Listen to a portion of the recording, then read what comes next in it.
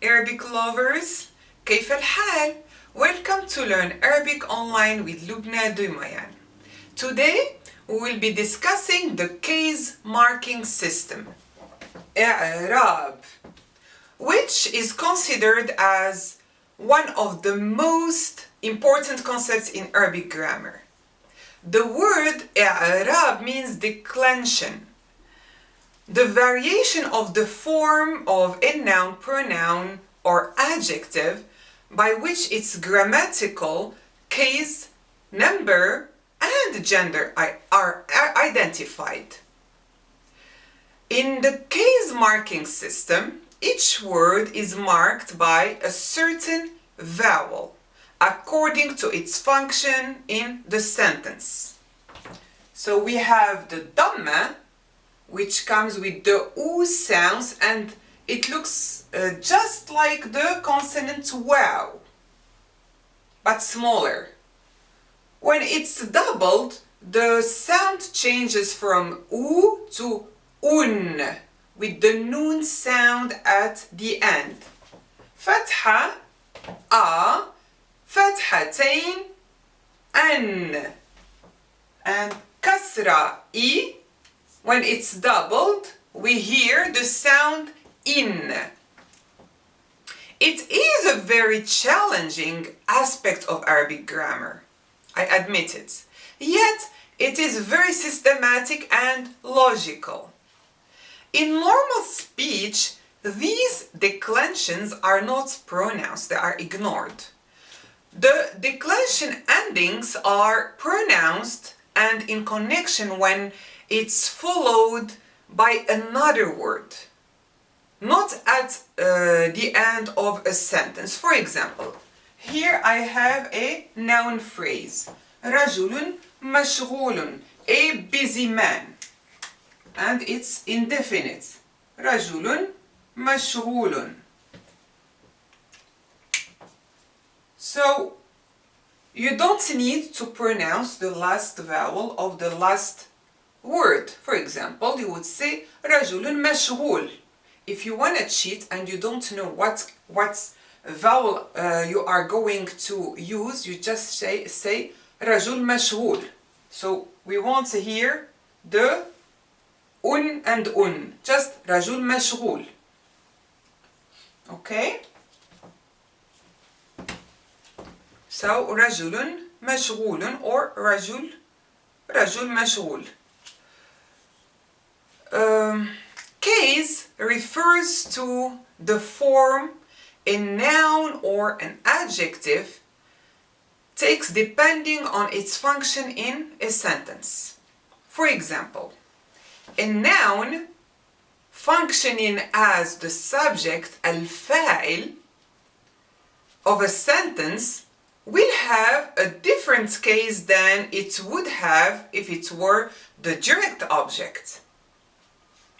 A noun in Arabic has three cases: nominative, accusative, and genitive cases.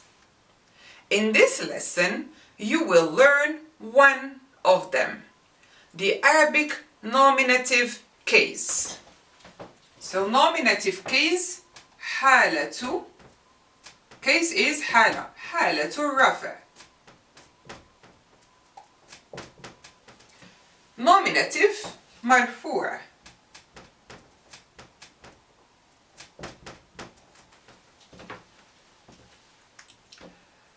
Case endings are applied to most nouns and adjectives, but they are not applied to the pronouns such as the subject pronouns, ضمائر الفاعل, أنا, أنت, أنت, هو, هي, I, you, he, she, etc. Nor do they apply to the demonstratives, هذا, هذه, this, that. Question words like هل, أين, من, ماذا, or, of course, proper nouns. There is surely a cause for a word to be in one of these cases, right? It is important to understand that there are causes and consequences of a word changing to a certain case. In each of these cases, the last letter of the word will change to a different vowel or suffix. For example, an is referring to the dual in the nominative case.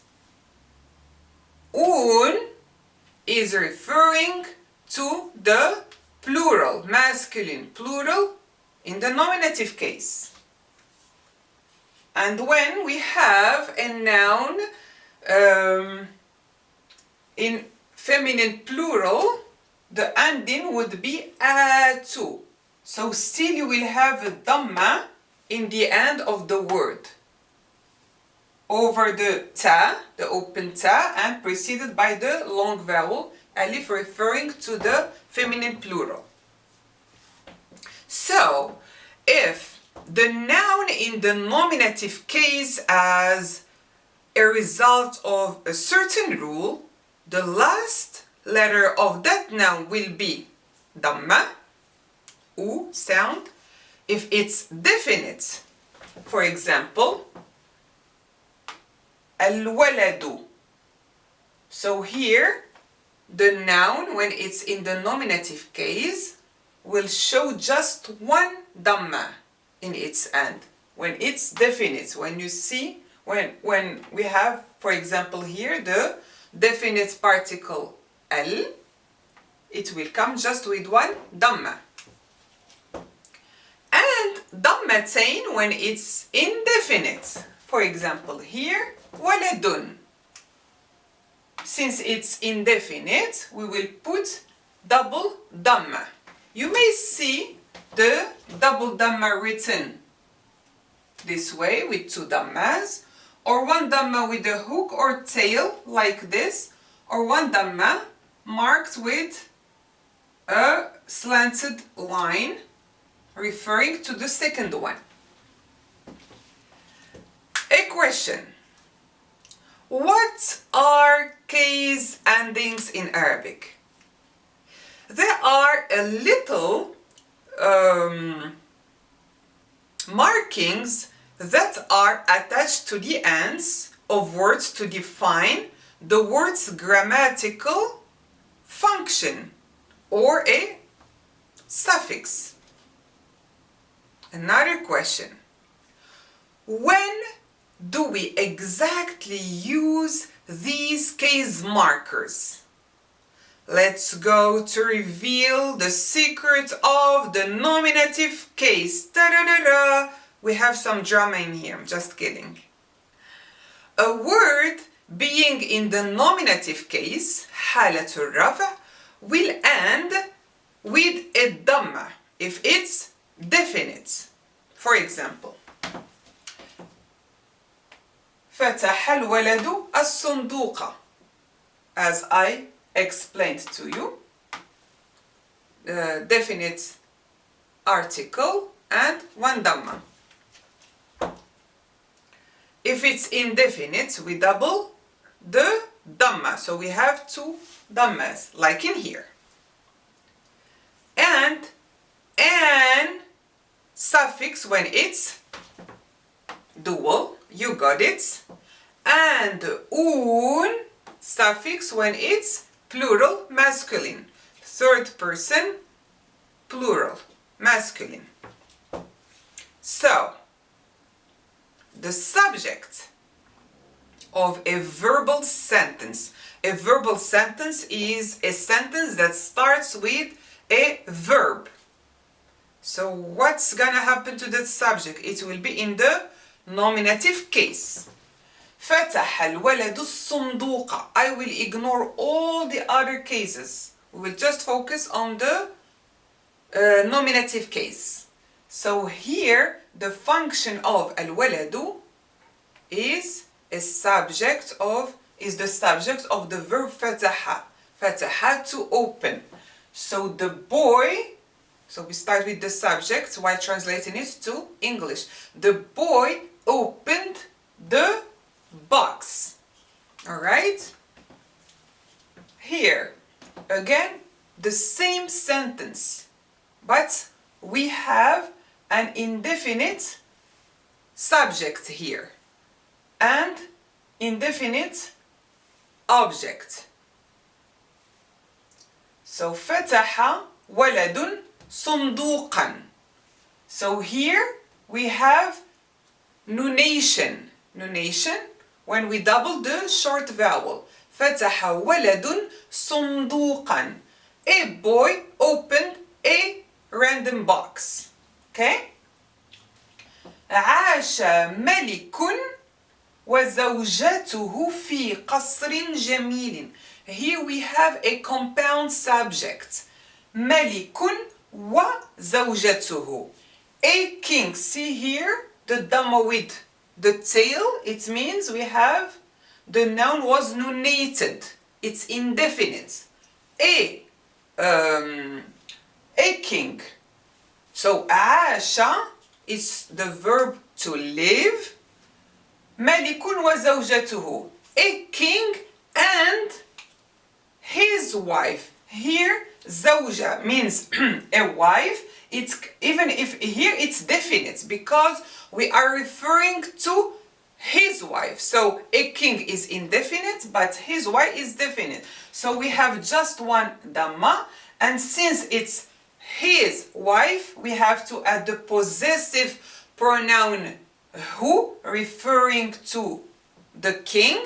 So both of them, زوجة, زوجة,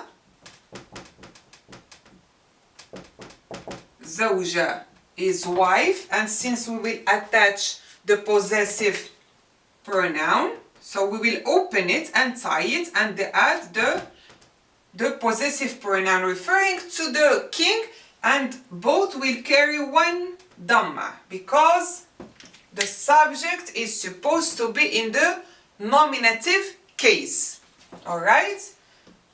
في قصر جميل. So a king and his wife lived in a nice palace or castle.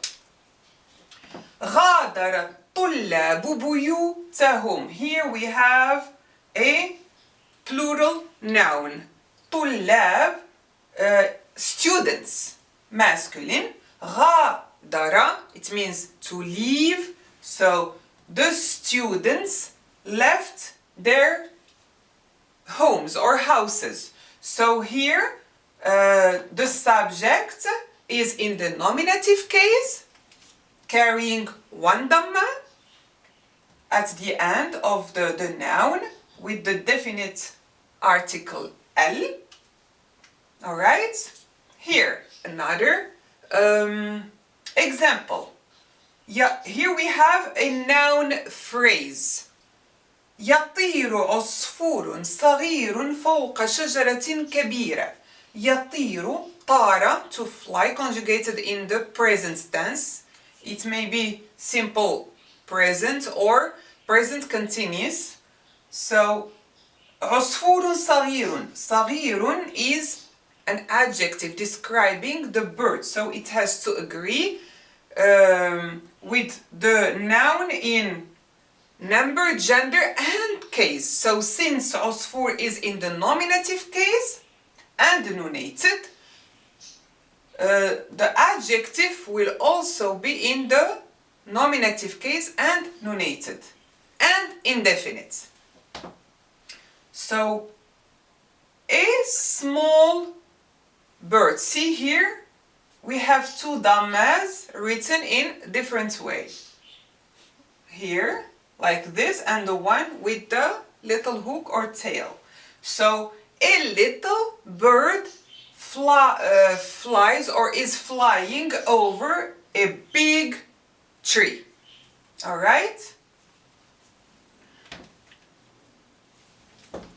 Okay, so now we know that a subject of a verbal sentence has to be in the nominative case.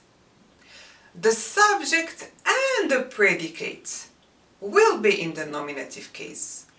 in the nominal sentences, when we don't have when the sentence does not start with a verb. Remember?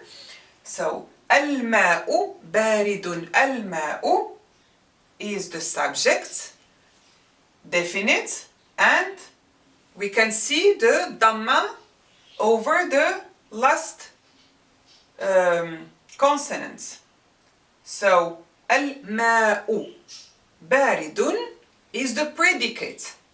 باردٌ here is indefinite, so it's nominated. We have double dhammas. So the water is cold. So when we have a nominal sentence with just one subject and one predicate, so the subject will be definite and with one dhamma, and the predicate indefinite with two dhammas. الطقس الجميل. Here we have a noun phrase. So since جميل is describing الطقس, it means the weather. جميل, nice. The nice weather. So here it's describing the weather. So since this adjective is describing the noun طقس, so it has to agree in definiteness, gender, number, and case. So the nice weather. Here we have three definite words. It's a noun phrase. It's not a sentence. So الجسر الطويل المشهور. So الجسر, the bridge. الطويل, the long. المشهور, the famous. So when we will translate it, we will flip the order of the words. So we'll start from the end. The famous, long or tall bridge. Okay? So they all agree in case. So they are all in the nominative case. Alright? And here, when we have a dual noun, الولدان, this is a verbal sentence. لعب الولدان, the two boys played. So here الولدان is the subject of the verb لعب, to play. So it has to be in the nominative case. Since it's dual, we cannot use the dhamma. What we are going to use? A suffix an to refer to this case. Alright? الولدان مشاغبان. Here we have a nominal sentence. Alright, we have الولدان here as a subject, and مشاغبان, it means the two boys are riotous. Alright? جاء المدرسون. جاء is the verb to come. المدرسون, مدرس is a teacher. Here is in the nominative case, plural, masculine. So the teachers came. So to refer to the plural masculine, we use the suffix un. If we want to refer to the plural, feminine plural, we will use to when it's a regular plural, because we have the broken plural that I will talk about it later. So جاءت, since it's feminine. جاءت المدرسات. Here we still have the dhamma that refers to the nominative case, but we have to add the long vowel before the ta of femininity for the feminine plural. جاءت المدرسات, the teachers, female, came. The teachers came.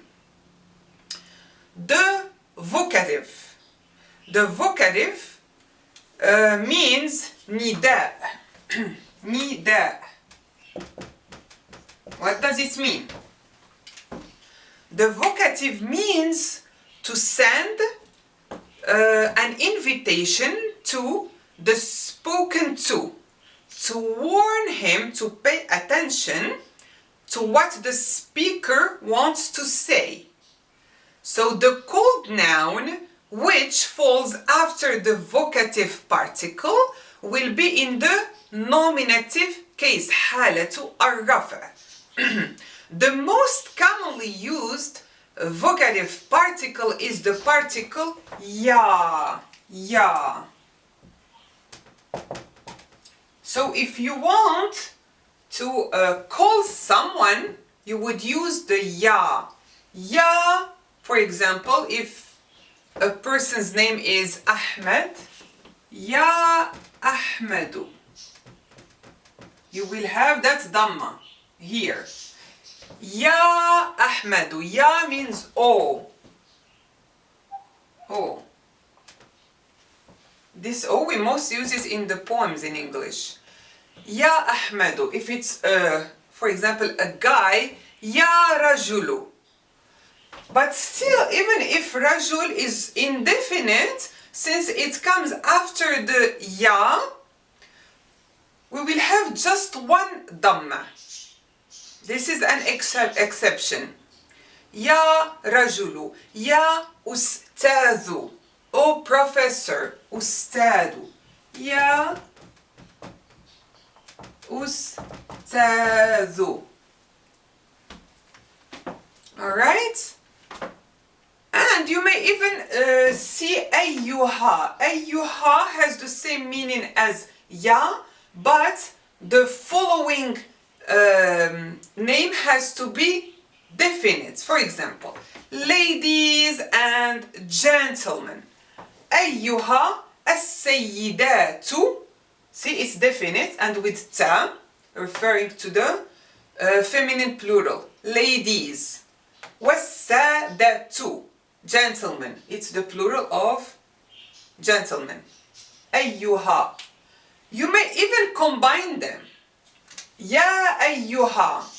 Ya ayyuha. But if you use ya ayyuha, the following noun has to be definite. Ayyuha ar-rajulu. Ya rajulu. Ya ayyuha ar-rajulu. Ya ayyuha al-bintu. Or the feminine of ayyuha, ayyatuha. Ayyatuha. Ayyatuha al-bintu. Oh girl. Fancy Arabic. So the nominative case is also the default for words that are on their own. For example, a book, we say kitabun when it's just by its own, without sentence. Kitabun or al-kitabu. The Middle East, al-sharq al-awsat. Al-sharq, back. See, here we have a dhamma. Al-sharq al-awsatu. It comes with dhamma. It has no function, just it stands by its own. It is also used with certain adverbs regardless of their position in the sentence. Some adverbs, they may come with the dhamma. They are invariable. For example, munzu. Munzu means since or ago.